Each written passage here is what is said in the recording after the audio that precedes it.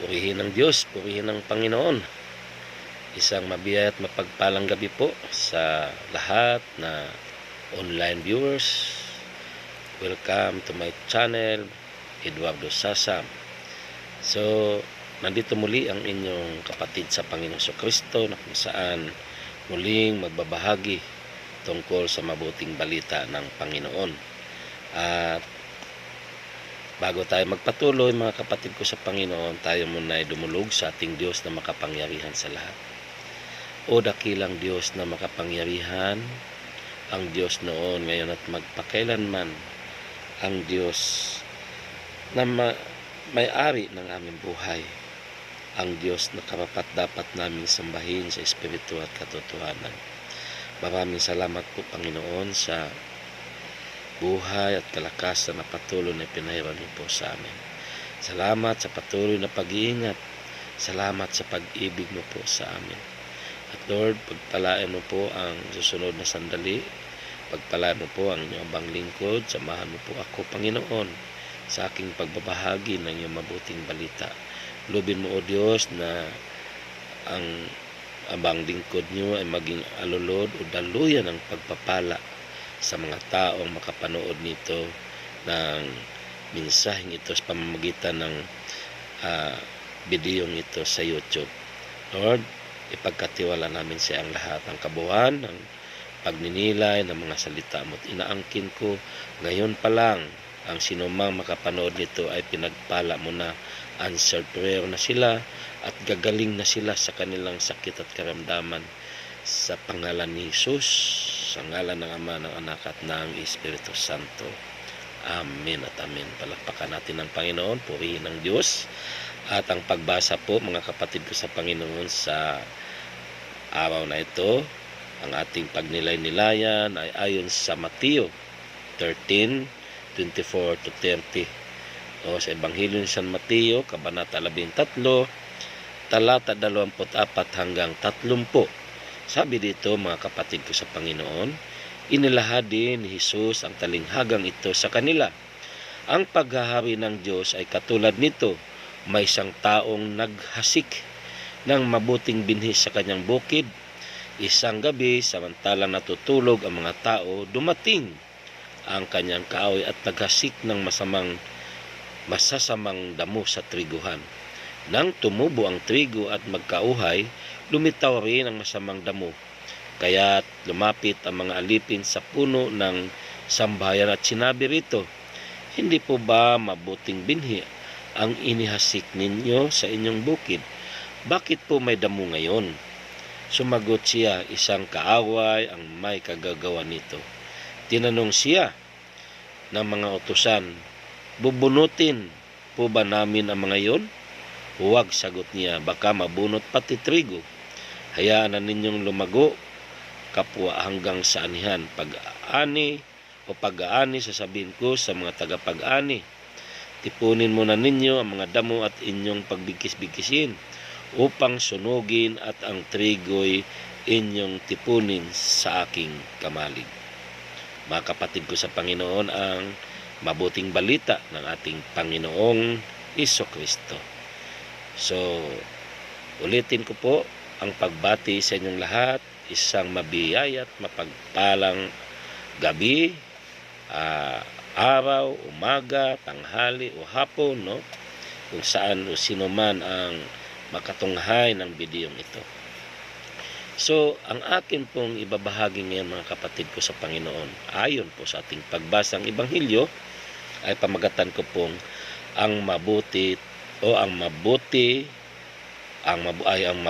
elemento at masamang elemento.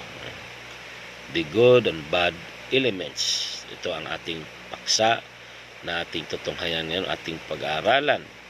Kung ating pag-uusapan, mga kapatid ko sa Panginoon, masasabi ko kung ating pag-usapan ang tungkol sa elements o elemento, masasabi ko na noon pa mang likhain ang mundo ng Diyos, nang likhain ng Diyos ang mundo, kasama na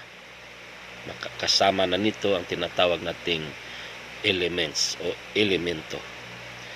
So, ang elemento mga kapatid ko sa Panginoon ay nandoon ito sa lahat ng dako.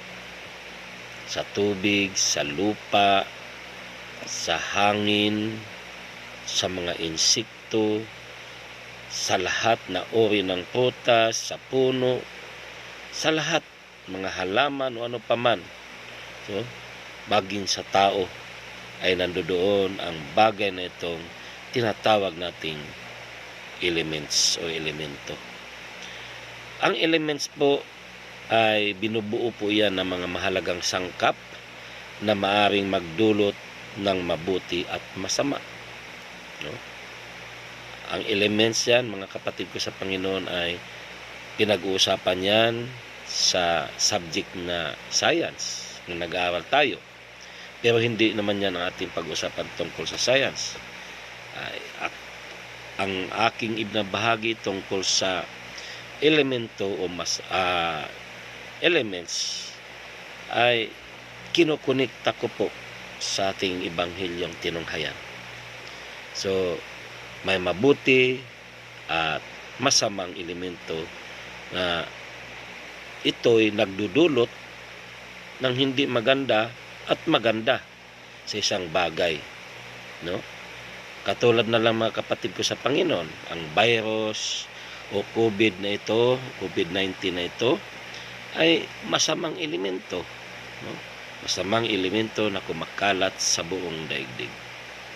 So ulitin ko mga kapatid ko sa Panginoon, may dalawang uri ng elemento na nagdudulot ng hindi mabuti at mabuti. No? Ang isang katunayan po mga kapatid ko sa Panginoon na may dalawang uri ng elemento ay sa prutas. No? Kung napapansin nyo po, ang prutas, halimbawa mangga, sa isang lugar may matamis na mangga. Sa ibang lugar naman, maasim ang mangga. No? Yung hinog ang ating pag-uusapan dito.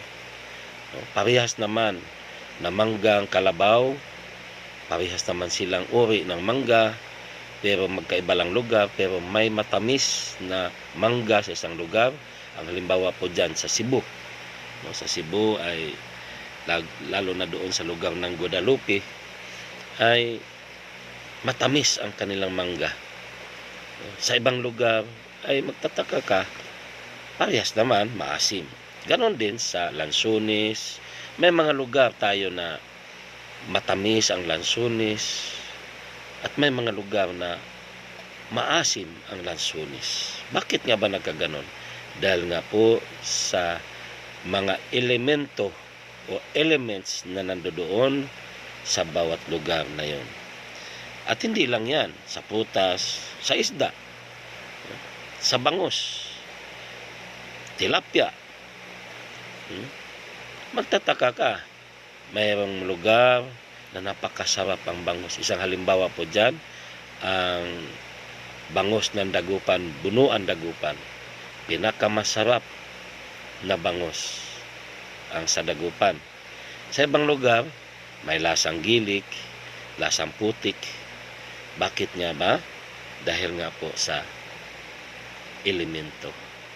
May masamang elemento na magdulot na kaya hindi maganda ang lasa. May magandang elemento o mabuting elemento na nagdudulot nito ng magandang lasa. Amin po ba? At maging sa ginto, mga kapatid ko sa Panginoon, magkaiba ang uri ng mga ginto. May mataas ang uri, may mababang uri. Bakit? Dahil din po yan sa elements na nandoon sa lugar na yan. Amen. So, ito ngayon, makikita natin na magkakaiba nga po ang mga nagiging resulta ng mga bagay sa bawat lugar o ano mang nandoon dahil nga po sa tinatawag ko pong mabuti at masamang elemento. Amen. Ngayon, sa ating pagbasa nga mga kapatid ko sa Panginoon Kristo, sa ating pagbasa ng Gospel ay ating makikita na tungkol ito sa paghahari ng Diyos. Ating makikita na ito'y dinadaan ng Panginoong Hesukristo sa isang talinghaga. At inilarawan niya ito sa mga damo sa triguhan. Ngayon, sa aking pagninilay, mga kapatid ko sa Panginoon, nakapaloob nga dito ang sinasabi ko nga mabuti at masamang elemento. Ngayon, ito po ang ating pag-aaralan, pagninilayan, ang tungkol sa dalawang uri ng elemento. No? Bagamat noong mga nakaraang nagbabahagi ako, na-topic ko na rin ito. Pero ito, pareho man ang pamagat, pero magkaiba ng presentasyon. No? Magkaiba ng kaunti. So, patuloy tayo sa ating paksang pag-usapan tungkol nga dito sa mabuti at masamang elemento. Pero bago tayo magpatuloy, mga kapatid ko sa Panginoon, ating tunghayan, no, ang pagpaunawa, no, pinaunawa ito ng Panginoon Hesukristo sa kanyang mga alagad, na kung saan nagtatanong kung ano ang ibig sabihin ng talinghaga sa triguhan. So, sa kanyang pagpapaliwanag, ang sabi niya, ang naghahasik ng mabuting binhi ay ang anak ng tao. Wala ngang iba, ang Panginoong Hesus yan. Ang bukid ay ang sanlibutan. Ang mabuting binhi ay ang mga taong pinagharian ng Diyos. Ang masamang damo o masasamang damo ay ang mga taong pinagharian ng dyablo. Ang naghasik ng masamang damo ay ang dyablo. At ang pag-aani ay ang katapusan ng daigdig, ang mga anghel, ang mga tagapag-ani. So yan po ang pagpapaliwanag. Ipinaliwanag ng ating Panginoon sa kanyang mga alagad na nagtatanong. Ngayon, balik tayo sa ating paksa na ating pagnilay-nilayan, the good and bad elements. So binubuo ko po ito, mga kapatid ko, sa dalawang division. Ang una, siyempre, unahin natin ang masamang elemento o bad elements. So, binubuo ko rin ito sa tatlong, may nakapaloob dito. May babahagi po ako sa inyo na tatlong M, no? Tatlong M na gawain ng masamang elemento. Kasi ang bad elements, mga kapatid ko sa Panginoon, sa ating pagbasa nga, ito ang tinutukoy nito ay ang dyablo. No? Ang masamang elemento ay walang iba ang demonyo o ang dyablo. So ulitin ko, may tatlong letter M akong ibabahagi sa inyo. Tatlong M na mga salita. Ang unang M, mga kapatid ko sa Panginoon, ang salitang mandaraya. Ito po yung isa sa gawain ng masamang elemento. Ito po ang gawain ni Satanas o ang dyablo. Siya ang masamang elemento. So sa panahon pa lang ng ating mga ninuno, kung ating balikan ang lumang tipan, nandoon na ang dyablo. Dinaya niya, mandaraya ang masamang elemento. Dinaya niya ang unang tao sa mundo. Dinaya niya. Anong ginawa niyang pandaraya? Ito. Kung ating titingnan, kung ating pag-aaralan, mga kapatid ko sa Panginoon, ang unang tao ay nahasikan na ng mabuting binhi. Nagsalita ang Diyos, si Yahweh El Shaddai, sa kanila, sa ating mga ninuno. Sabi ng Panginoong Diyos, pwede niyong kainin ang lahat na narito sa halamanang ito. Pwera lang ang isang puno na nasa gitna. Pwedeng kainin ang mga bunga, pwera lang ang bunga dyan nasa isang puno na sa gitna ng halamanan. Salita ng Diyos na itanim sa kanila puso o narinig nila. Subalit, katulad ng ating pagbasa ng Ebanghelyo, nagtanim ng mabuting binhi ang isang tawagin nating magsasaka, subalit kinagabihan dumating ang kaaway at nagtanim din ng masamang binhi. Ganyan ang ginawa ng dyablo sa mga taong sa taong nauna ginawa ng ating Diyos, ang ating mga ninuno. Dinaya niya ang unang tao, lalo na ang babae, at sinabi ng masamang elementong ito, hindi totoo yang sinasabi ng inyong Diyos. Hindi totoo yan. Bagkus, pag kinain niyo yan, ay magkaroon kayo ng kaalaman. Tingnan niyo po.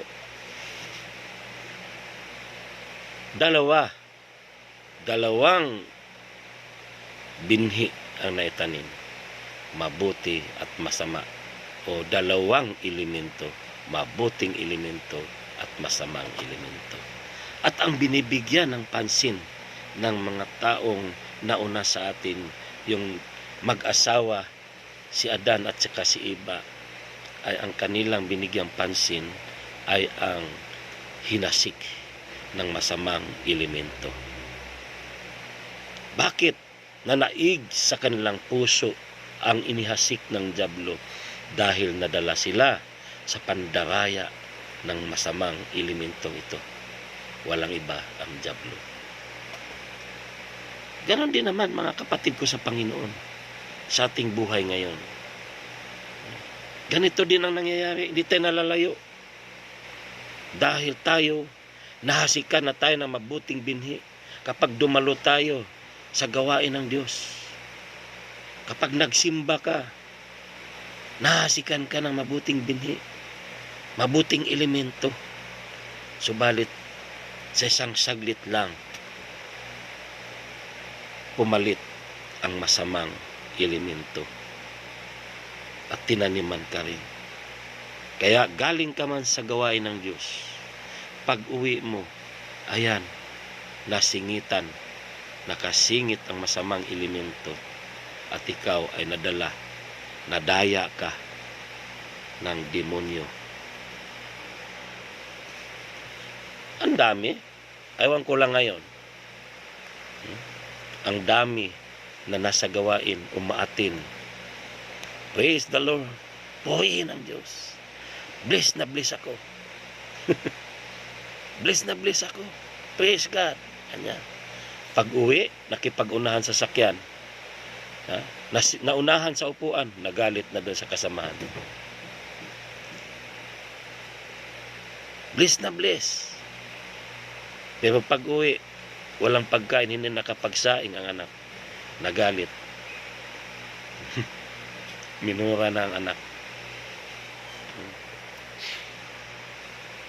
So yan mga kapatid ko sa Panginoon. Ito ang dapat maging aware tayo sa ginagawa o sa gawain ng masamang elemento na kung saan isa siyang mandaraya. Dinaya niya ang unang tao at tayo rin madalas nadadaya ng masamang elementong ito, ang dyablo. So yan ang una, no? Mandaraya, yan ang gawain ng masamang elemento. Pangalawa, letter M, mamumuksa. Mamumuksa. O sa pangalawang sa isang salita pa, pumapatay, pumupuksa ng buhay. Ito isa rin po sa gawain ng masamang elemento. Pumapatay. Kung ating tanan, kung balikan natin ang unang tao na una ring dinaya ng masamang elementong ito, nagkaanak ng dalawa. Si Cain at saka si Abel. Si Cain lumabas ng masamang elemento. Si Abel ang mabuting elemento. Ano nangyari? Dahil sa pagkilos ng masamang elemento sa buhay ni Cain, pinuksa niya ang buhay ng kanyang kapatid. Nang dahil sa masamang elemento na walang iba ang dyablo, pinatay niya ang kanyang kapatid na si Abel. Ganyan din sa ating panahon ngayon, mga kapatid ko sa Panginoon. Katulad ni Cain na pumatay, pumupuksa ng buhay sa ating kapanahonan, maraming mga taong nahasikanan ng salita ng Diyos ng mabuting binhi, subalit sa isang iglap lang nadala ng pagkilos ng pandaraya ng masamang elemento at mamumuksa o naging mamamatay tao. Pinuksa niya ang buhay ng kanyang kapatid. Ganyan din sa atin yan. Mga magkakapatid, nagpapatayan dahil dahil sa pagkilos ng masamang elemento. Magkakapatid, nagpapatayan dahil sa mamanahin.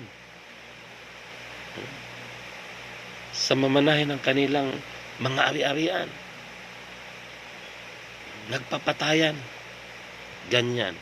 Bakit ba nagawa ng tao ang pumupuksa o naging mamumuksa ng buhay? Ay dahil sa pagkilos ng masamang elemento sa kanilang buhay. So yan, mga kapatid ko sa Panginoon, pangalawa, mamumuksa o pumapatay. Amen.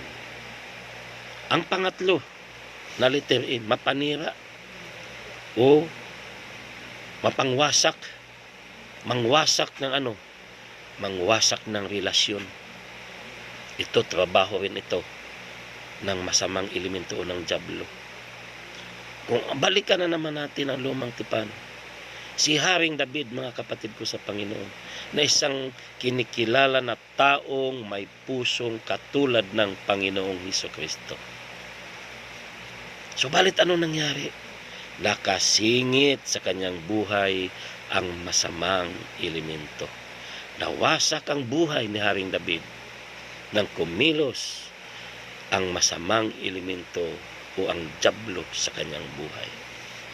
Amen. Winasak ng dyablo ang kanyang buhay sa pamamagitan ng asawa o babae.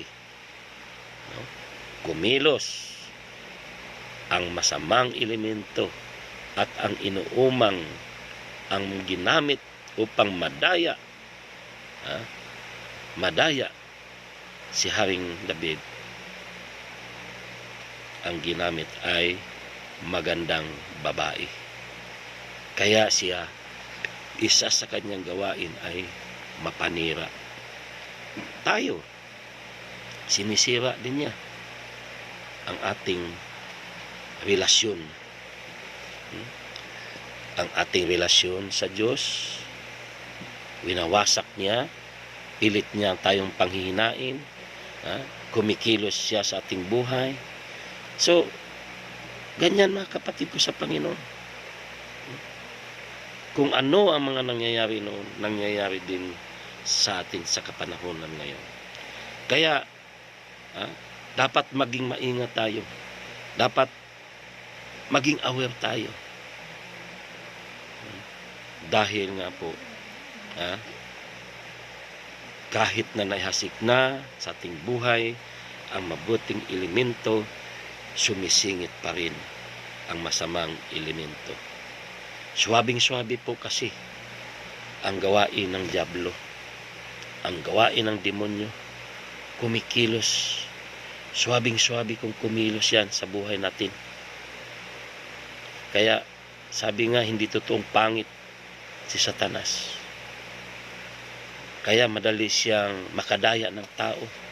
Gagamit siya ng magagandang babae upang maakit ang isang lalaki.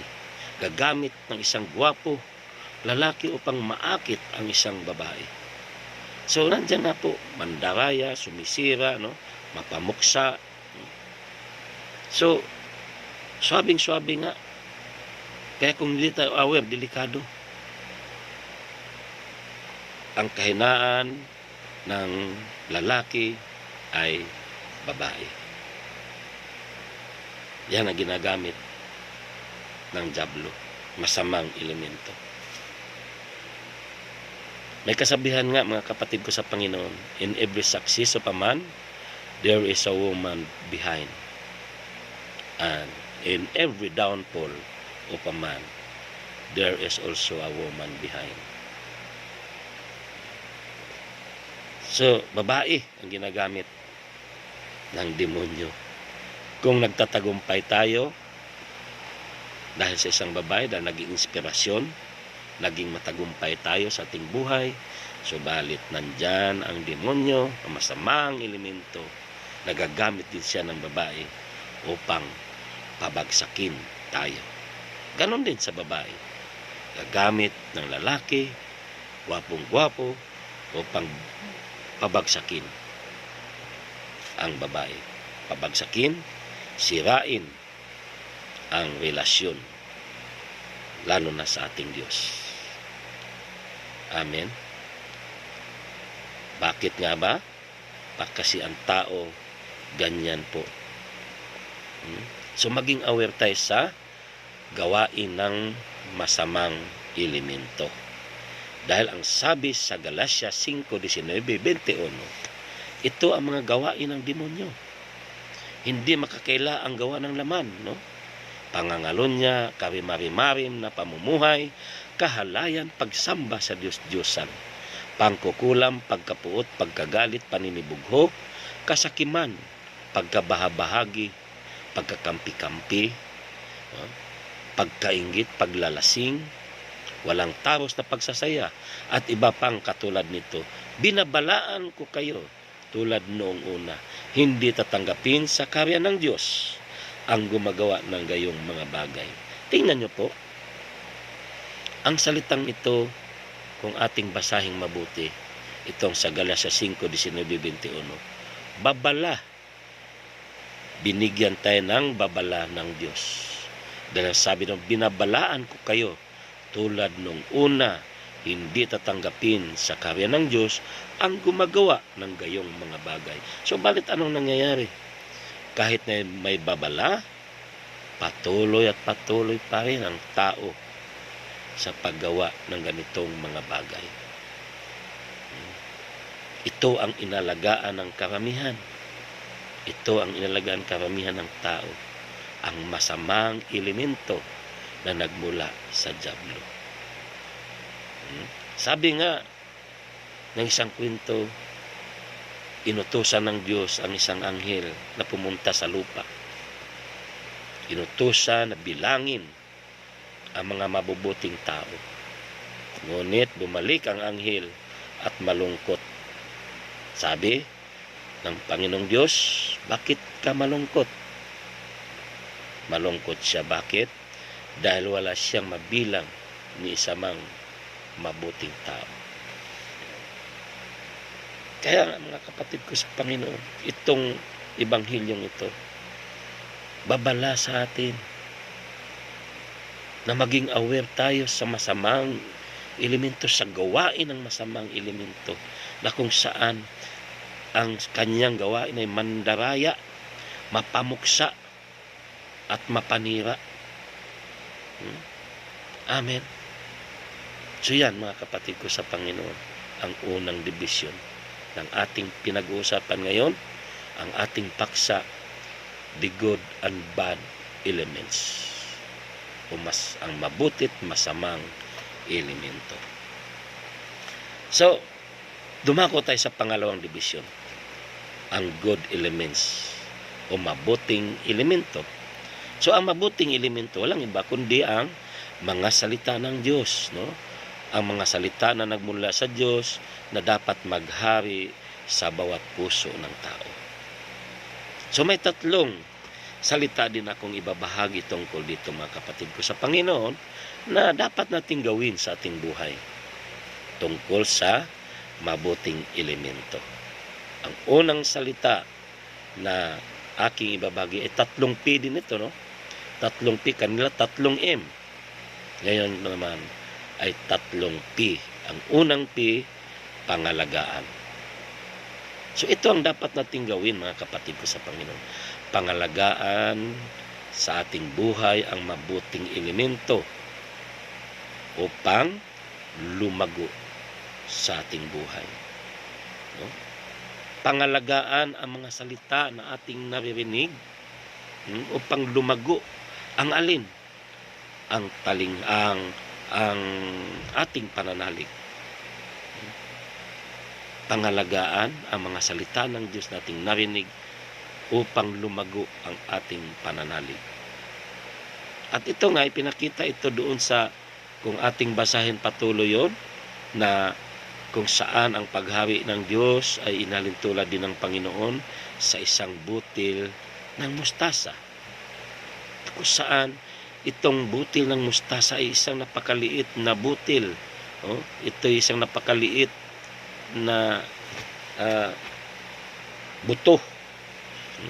Subalit kapag ito tumubo na, magiging puno at pamumugaran ng mga ibon at lumalaki nga ng sanga.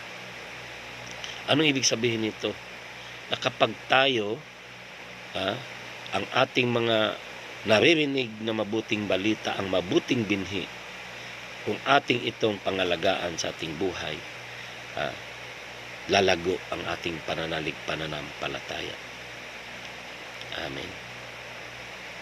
May hambing ko nga po ito mga kapatid ko sa Panginoon sa isang babae at lalaki na nagliligawan. Binata at dalaga o sino pa man na nagliligawan.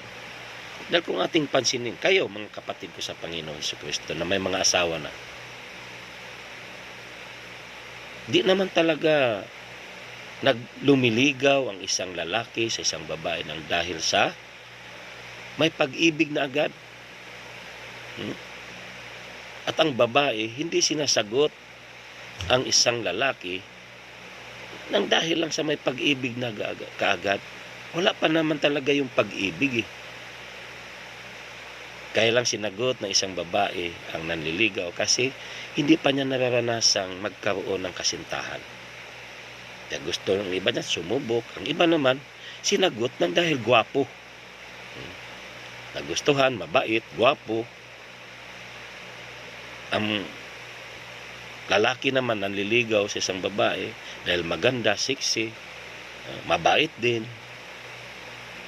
Kaya sa simula, wala pa talagang masasabi nating malaking pagmamahalan o pag-ibig. Subalit, nang ito'y habang nagkasintahan, inalagaan ang kanilang relasyon, unti-unting lumago ang relasyon at nauwi sa tunay na pag-ibig, nagmamahalan. At anong nangyayari? Nauwi ito sa pagpapakasal. Nauwi sa kasalan. Ganyan, mga kapatid ko sa Panginoon. Di ba? So, ang good elements, mga kapatid ko sa Panginoon, na walang iba, ang salita ng Diyos na ang salita ng Panginoon Diyos na itinuturo niya sa atin, na ating naririnig, ito ang dapat nating pangalagaan. Amen? Pangalawa, na letter P, palaguin. So, hindi lang natin pangalagaan, atin itong palaguin. Ang mabuting elemento ang ating alagaan at hindi lang alagaan kundi palaguin natin ito sa ating buhay. Anong ibig sabihin mga kapatid ko sa ipakita natin ito, no? Sa pangalaga natin na makikita, no? Ibig sabihin makikita ito sa ating araw-araw na pamumuhay. Anong ibig sabihin? Na sa ating araw-araw na pamumuhay na si Kristo na ang makikita sa bawat isa sa atin. Larawan na ni Kristo ang makikita sa buhay natin, sa ating araw-araw na pamumuhay. No? Amen. So, patuloy na isinasabuhay ang mga salita ng Diyos. So, ito yung pagpapatunay na lumago ang mga salita ng Diyos. Palaguin mo ito. Para nga, bakit? Palaguin mo para pag lumago ang pananalig sa ating buhay, anuman ang mga kagipitan, anuman ang ating mga nararanasan, anuman mga sitwasyon na dumarating sa atin, kaya nating labanan. Mga problema, pagsubok, kaya nating harapin dahil lumago na ang ating pananalig, pananampalataya. Anumang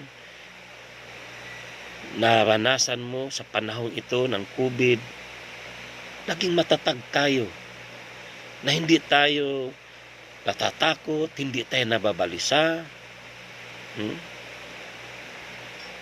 Dahil ang takot talaga, mga kapatid ko sa Panginoon, ito magdadala sa atin upang tayo ibagsak ng demonyo. So ang panlaban lang natin dyan ay ang ating pananalig sa Diyos, na dapat nating ingatan ang kanyang mga salita na ating naririnig. Amen. May nabasa ako kanina lang. Tulungan niyo po akong idalangin sa Diyos na ako'y mamatay na ngayon. Grabe naman yung post na yan, ano? Ang taong ito ay kilala ko. Ang taong ito ay lingkod ng Diyos. Ang taong ito ay umaawit sa Panginoon sa lugar ng Sibuyan. Nagulat ako sa post niya. Kaya piniin ko siya. Kapatid, maghunos dili ka.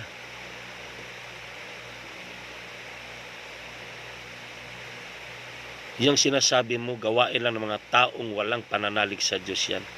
Gawain lang mga taong walang Diyos sa kanyang buhay. So balit ikaw, may Diyos ka. May Diyos kang makapangyarihan. Si El Shaddai na kayang lumutas ng anumang iyong problema na nararanasan ngayon. Magkaroon ka ng banal na pagkatakot sa Diyos.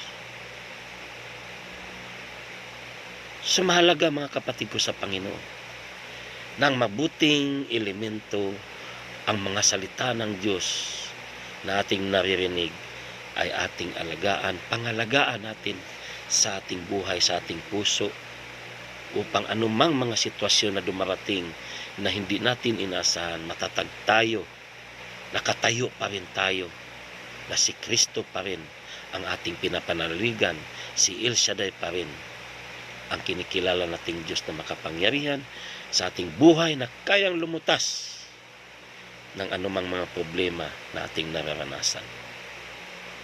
Amen. So yan, mga kapatid ko sa Panginoon.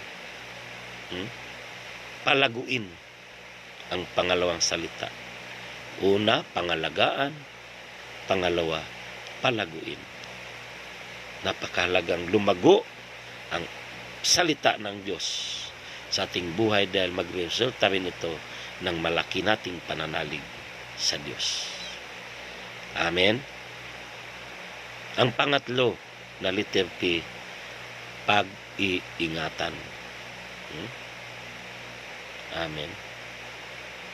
Pangalagaan, pangalawa, palaguin, ang pangatlo, pag-iingatan. Anong ibig kong sabihin?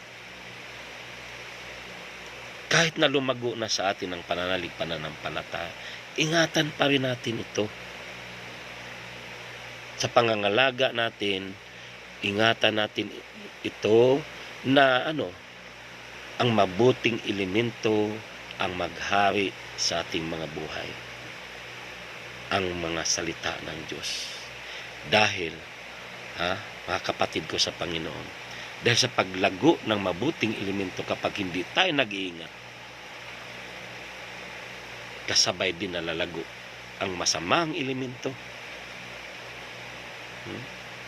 Bakit sumasabay? Dahil hindi mo napapansin. Inalagaan mo rin. Sabay na inalagaan mo ang mabutit masamang elemento. Katulad na sinabi ko kanina, isang lingkod ng Diyos, isang taong may pusong katulad ng Panginoong Hesus. Subalit anong nangyari? Nakasingit ang masamang elemento, ang dyablo sa kanyang buhay, sa buhay ni Haring David. So dapat ito ang gagawin natin. Pag-iingatan natin na huwag makasingit ang masamang elemento. Dahil hindi natin napapansin, inalagaan mo rin. Kaya di ba kayo nagtataka? Gusto mo nang gumawa ng mabuti. Gusto mo nang tumulong sa iyong kapwa na nangangailangan ng tulong. Subalit anong nangyayari? Sumisingit din ang masama. Huwag ka nang tumulong dyan. Hayaan mo na lang siya dyan. Pabayaan mo siya dyan.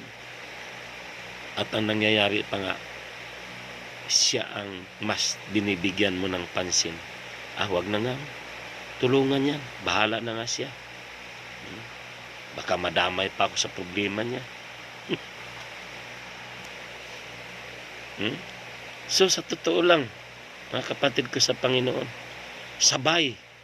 At sabi nga sa ating pagbasa, sabay na tumubo at gustong bunutin ng mga tauhan. Subalit sabi, wag. Baka madamay ang mabuti, ang trigo sa pagbunot ninyo. Hayaan nyo na lang na mamunga na sila para makita ang pagkakaiba. Ganyan din naman mga kapatid ko sa Panginoon sa gawain ng Diyos. Sa gawain ng Diyos nandyan ang mabuti at masamang elemento. Nandyan ang mga tao na hindi natin kilala kung sino ang damo o sino ang trigo. Sino ang mabuti at masamang elemento. Bakit? Sabi nga doon sa pagbasa, pareho ang itsura. Hindi mo ma-recognize basta-basta. Dahil sa ating gawain, hindi mo rin ma-recognize kung sino. Bakit? Parehong nagpupuri sa Diyos. Parehong umaawit sa Diyos. Parehong lumulundag. Parehong pumapalakpak. Parehong umiiyak. Parehong natutumba kapag may naglilihans. Kaya hindi natin ma-recognize talaga kung sino.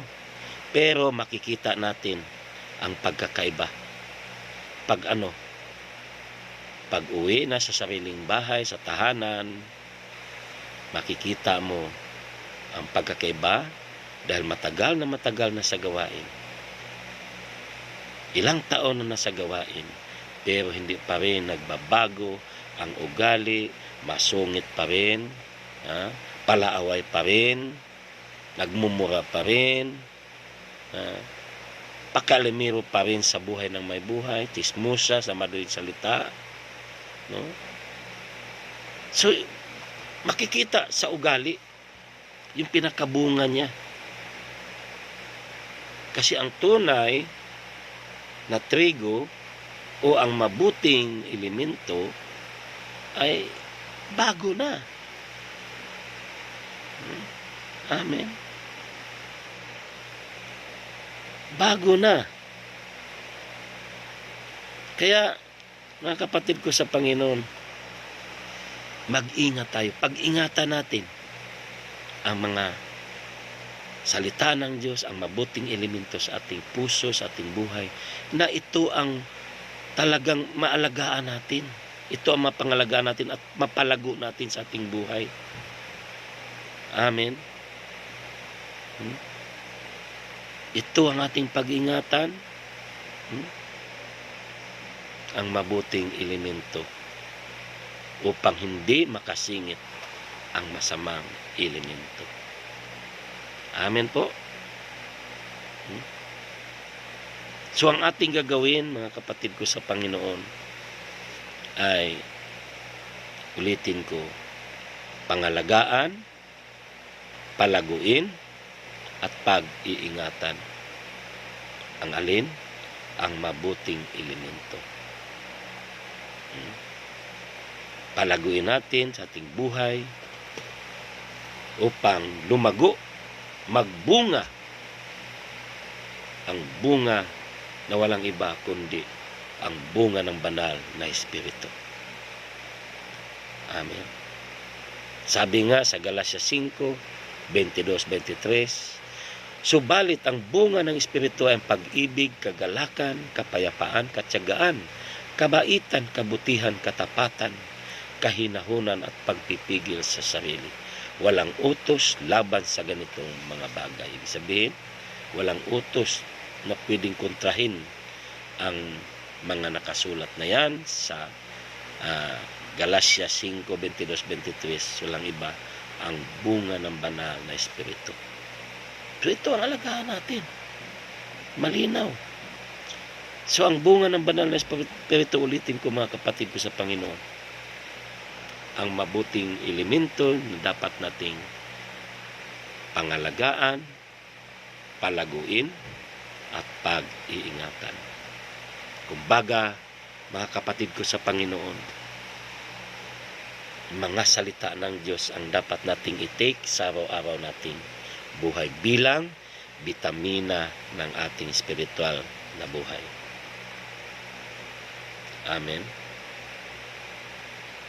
Kung sa pisikal nating katawan ay kailangan nating vitamins upang lumakas ang ating immune system, upang hindi basta tayo mahawa sa anumang sakit na naglipa na katulad ng COVID-19 ito. Kailangan mapalakas ang ating immune system, kaya nagtitik tayo ng vitamin C o ibang vitamina para maging lumakas ang ating immune system. Ganon din mga kapatid ko sa Panginoon, sa ating espiritual na buhay, bitamina kailangan upang lumakas ang immune system ng ating espiritu. Ang immune system ng ating espiritu lumakas upang hindi basta-basta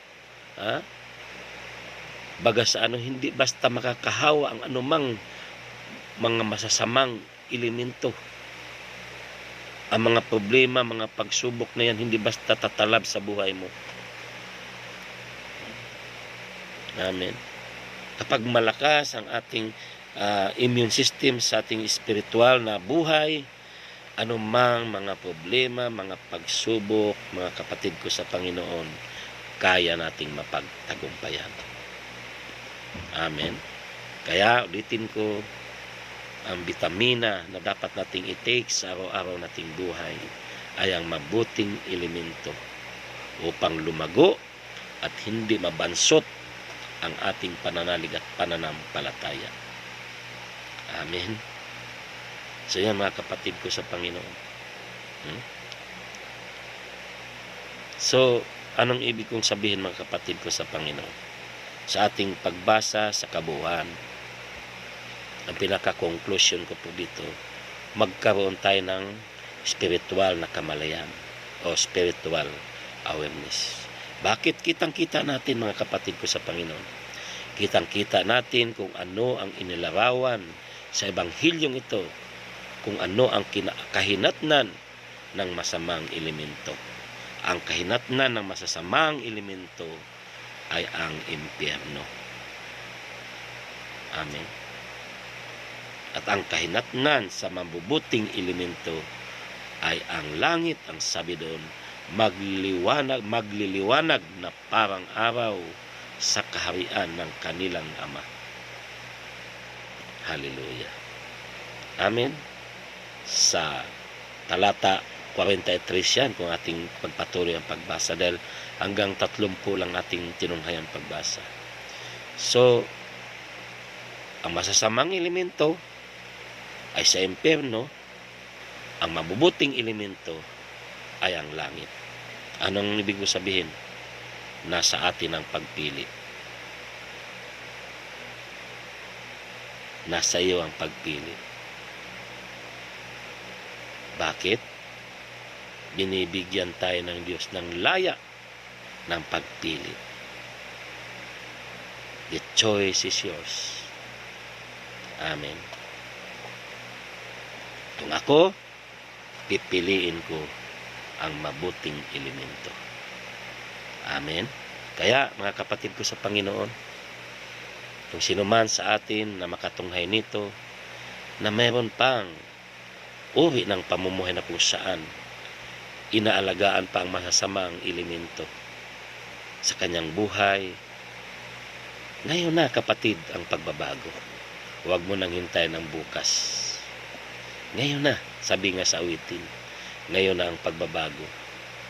Amen. Ngayon na, aking kapatid, ang panahon ng pagbabago, sabi ng awitin. Ibig sabihin, si Kristo Jesus na o ang Diyos na ang naghahari sa ating mga puso. Amen. So yan lang po, mga kapatid ko sa Panginoon, ang aking ibabahagi ngayon sa gabing ito. No? Ulitin ko lang bilang recap, no, ng ating paksang pinag-usapan. Ang ating paksa ay the good and bad elements. So sa unang division, ang bad elements, walang iba, ang diablo, no? May 3 ako na binabahagi. Ang una, mandaraya, no? 3 na gawain ng masamang elemento. Unang diablo, mandaraya. Pangalawa, mamumuksa o pumapatay. At ang pangatlo, mapanira o mapangwasak. Sa mabuting elemento, the good elements naman ay 3 P ang aking ibnabahagi, mga kapatid ko sa Panginoon. Amen. Ang una, pangalagaan. Pangalawa, palaguin. Ang pangatlo, pag-iingatan. Amen po ba? So maraming salamat po sa inyong lahat sa makatunghay ng video ito. At dalangin ko na sinumang makatunghay sa mensaheng ito ay pinagpala na siya ng Diyos. Answered prayer na siya. Pinagpala na siya sa lahat ng aspeto ng kanyang buhay. At Lord, dalangin ko ang sinumang manonood nito ng hanggang matapos ay pinagpala mo na siya ng lubusan, ng siksik-liglig umaapaw. At ang sinumang may sakit at karamdaman na makapanood nito, dalangin ko o dinideklara ko ang kanilang lubos na kagalingan sa pangalan ni Jesus. Sa ngalan ng Ama, ng Anak, at ng Espiritu Santo. Amen at amen. Purihin ang Diyos, purihin natin ang Panginoon. Sumaatin ang pagpapala ng Diyos.